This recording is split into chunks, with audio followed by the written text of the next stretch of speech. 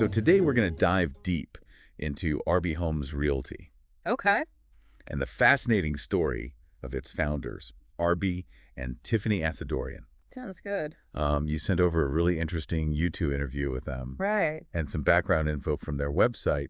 And I think our mission here should be Yeah. to unpack their journey Okay. and pull out some key insights, not just about real estate, Okay. Yeah. but also about, careers and just navigating, different industries and life in general. For sure. I think what jumps out immediately is that we've got this really interesting blend of backgrounds here. Yeah. I mean, these are folks who have carved out a successful real estate business, Right. but the paths they took to get there are anything but conventional.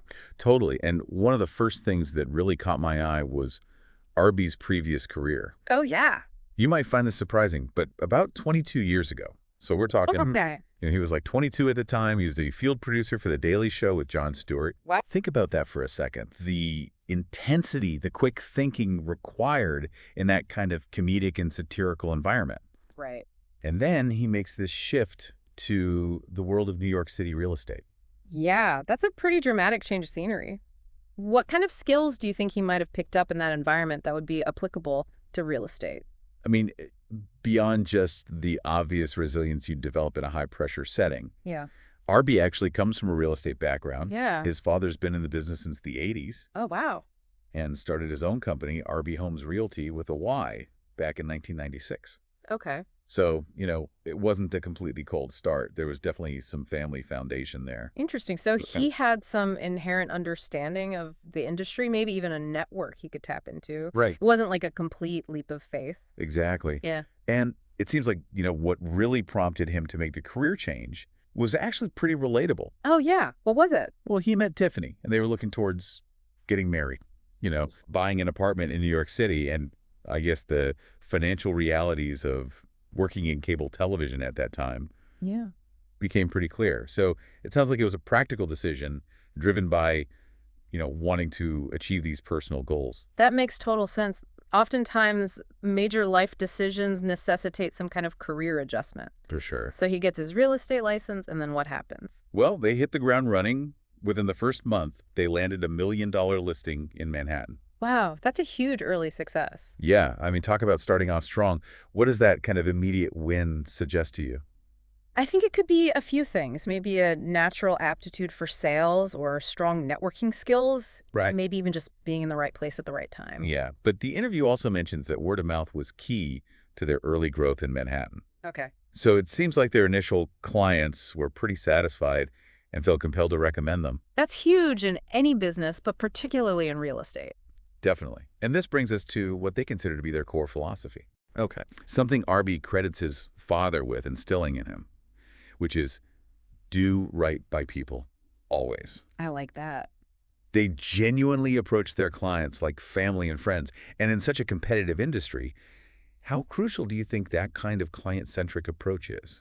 Oh, in a field like real estate where trust and reputation are everything, especially when you're dealing with these significant financial transactions Yeah. and life decisions, that kind of philosophy can really set you apart. Absolutely. It's about building those long-term relationships, not just chasing individual deals. Exactly. So how does that philosophy manifest in their actual business practices? Well, this is where Arby's Daily Show experience comes back in a really interesting way. So He actually draws a direct line between his time there and his real estate career, specifically pointing to the pitch. a pitch. Yeah, so at The Daily Show, he was constantly having to pitch ideas for field segments Right. to a room full of seasoned producers and executives, including Jon Stewart himself. So it was a high-stakes environment.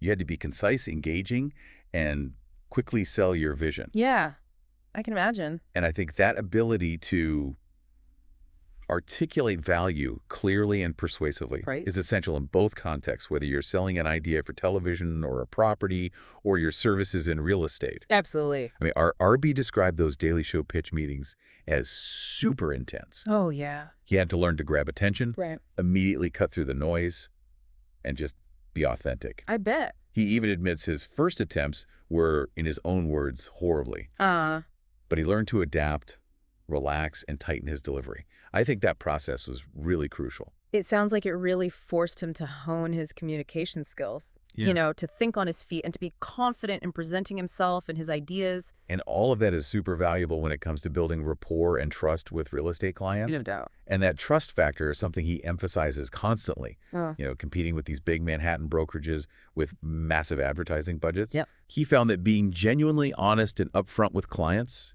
is what set him apart. That's interesting. He even talks about playing devil's advocate, Yeah. advising clients to walk away from deals that didn't feel right.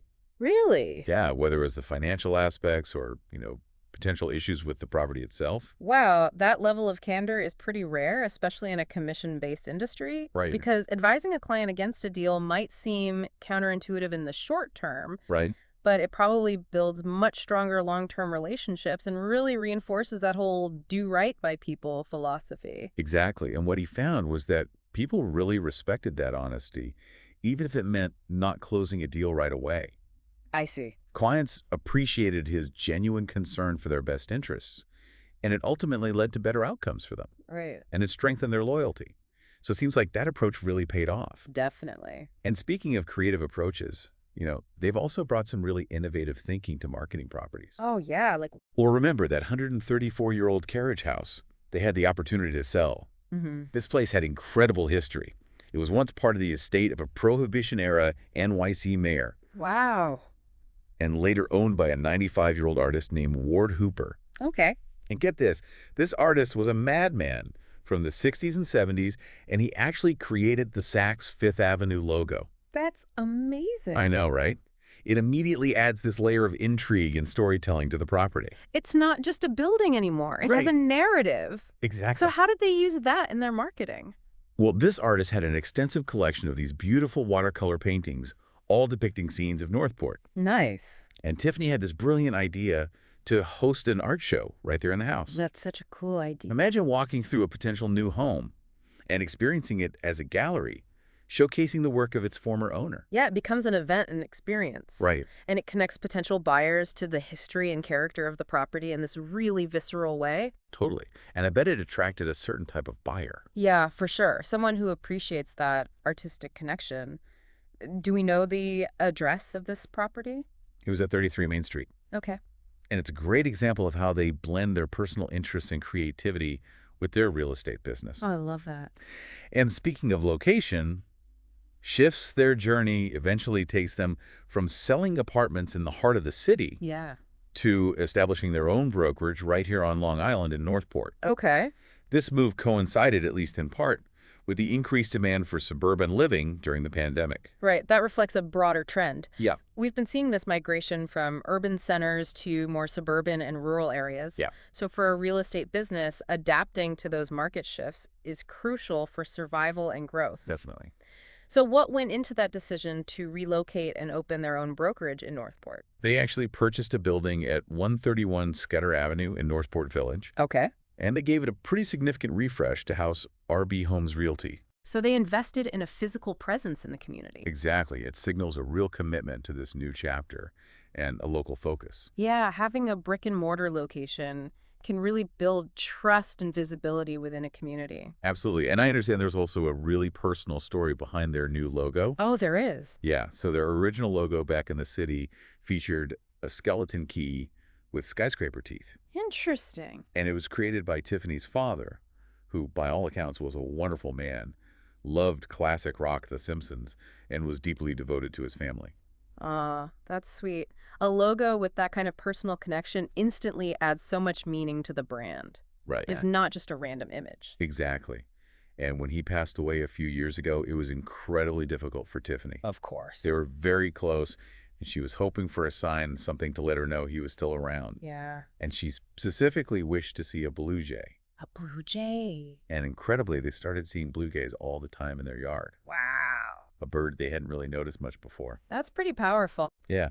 So the new Arbi Homes Realty Northport logo now features a blue jay. Oh, wow. As a really heartfelt homage to Tiffany's father. That's a beautiful tribute. And Tiffany herself is an accomplished artist. Her work has been showcased at the Huntington Art Council and Gallery. Oh, cool. And she's actually hosting art-related workshops for kids and adults in their Arbi Homes Realty space, Really? which she calls Art Pop. I love that. It's another fantastic way to integrate their personal passions into the business and create something unique. Yeah, it transforms the real estate office into more of a community hub, Exactly. fostering connections that go beyond just property transactions. Now, for those of you out there who might be thinking about selling your home, Okay. they have a really critical piece of advice. Yeah. That might sound simple, but it can save you a lot of headaches. All right, I'm listening. Make sure your fence line is accurate. The fence line. Yeah, apparently even a slight encroachment onto a neighbor's property can cause huge issues when it comes to getting a clear title. This is a great point because boundary disputes can really complicate real estate transactions They can. and lead to delays and legal expenses. For sure. So taking proactive steps to clarify those property lines is essential for a smooth selling process. Totally. And they really emphasize resolving any fence discrepancies before you even list the property. Okay. Getting a boundary line agreement in place with your neighbor can prevent potential disputes and ensure a clean title transfer. Good advice. And just a little extra tip, there's apparently a customary practice of facing the pretty side of the fence towards your neighbor. Oh, really? Yeah, just as a matter of good etiquette. I like that. Now, if you're interested in checking out their listings or learning more about the Long Island real estate market, you can visit their website at rbhli.com. In today's world, a good website is essential for any business, especially real estate. So what kind of features does their site offer? Well, it gives you access to all the MLS listings. Okay. You can set up notifications for new listings and price changes. That's handy. And it offers really detailed information about the buying and selling process. Great. They also highlight the various communities they serve on Long Island, like Centerport, Cold Spring, Harbor, Huntington, Northport, Smithtown, among others. Good range. And the site includes large photos, virtual home tours, and integrated maps with Google Street View. So it's really comprehensive.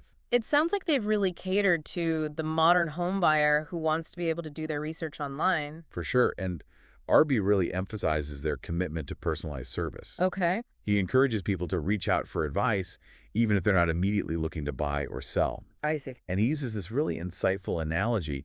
He describes himself and Tiffany as matchmakers. Matchmakers. Yeah, taking the time to understand their clients' personalities and needs to help them find the perfect home. I like that. So it's not just about the transaction, it's about finding the right fit. It seems like they found a good balance between leveraging technology and prioritizing that human connection. Yeah, totally. And as we wrap up this deep dive into Arbi Homes Realty, right, it's clear that Arbi and Tiffany Asadourian have built their business on this fascinating foundation of diverse experiences, Definitely. a strong ethical compass, and a creative approach to the real estate world. It's inspiring to see how seemingly unrelated past experiences can bring valuable perspectives and skills to a new field. Totally. But you gave us this material because something about their story resonated with you. Yeah, absolutely. So think about the different chapters in your own professional life. Okay.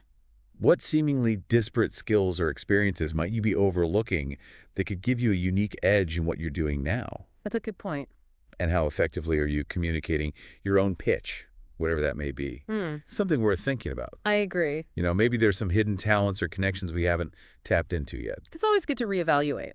Exactly. All right. Well, that's our deep dive into Arbi Homes Realty. That was fascinating. Thanks for sending this over. It was really a pleasure to dig into their story. My pleasure. And until next time, keep exploring, keep learning, and keep on diving deep. See ya. Bye.